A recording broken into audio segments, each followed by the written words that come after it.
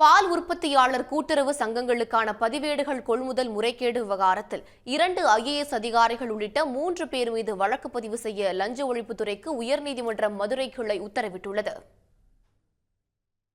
தமிழ்நாடு தொடக்க பால் உற்பத்தியாளர் கூட்டுறவு சங்கங்களுக்கான பதிவேடுகள் கொள்முதல் தொடர்பாக 2019 நடைபெற்ற தணிக்கையில் 1.75 கோடி ரூபாய் அளவுக்கு முறைகேடு நடைபெற்றதாக அறிக்கை அளிக்கப்பட்டது. இதனை விசாரித்த லஞ்ச ஒழிப்புத்துறை அப்போதைய பால்வளத்துறை இயக்குநர் காமராஜ் IAS, ஆணையர் வள்ளலார் IAS மற்றும் கூடுதல் ஆணையர் கிறிஸ்துதாஸ் ஆகியோர் மீது வழக்கு பதிவு செய்திருந்தது.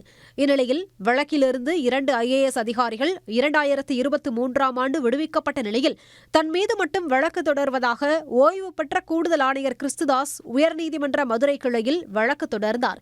உயரதிகாரிகளின் உத்தரவின்படியே செயல்பட்டதால் வழக்கிலிருந்து தன்னையும் விடுவிக்க வேண்டும் என்று மனுவில் அவர் கோரியிருந்தார்.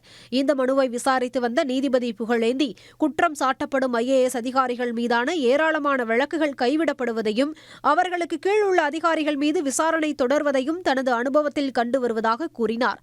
அமைச்சர்கள் மீதான வழக்குகளே தொடரும் நிலையில் IAS அதிகாரிகள் மீதான வழக்குகள் கைவிடப்படுவதற்கான காரணம் என்ன என்று புரியவில்லை எனவும் நீதிபதி விமர்சித்தார்.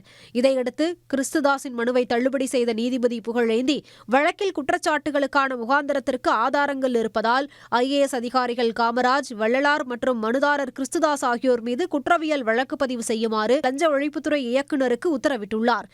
இவ்வழக்கிலிருந்து 2 IAS அதிகாரிகள் விடுவிக்கப்பட்ட விதம் குறித்து விசாரிக்கவும் ஒன்றிய அரசின் ஊழல் கண்காணிப்பு ஆணையருக்கு உயர்நீதிமன்ற மதுரை கிளை உத்தரவிட்டுள்ளது. உடனுக்குடன் செய்திகளை தெரிந்து கொள்ள சன் நியூஸ் பெல் ஐகானை கிளிக் பண்ணுங்க.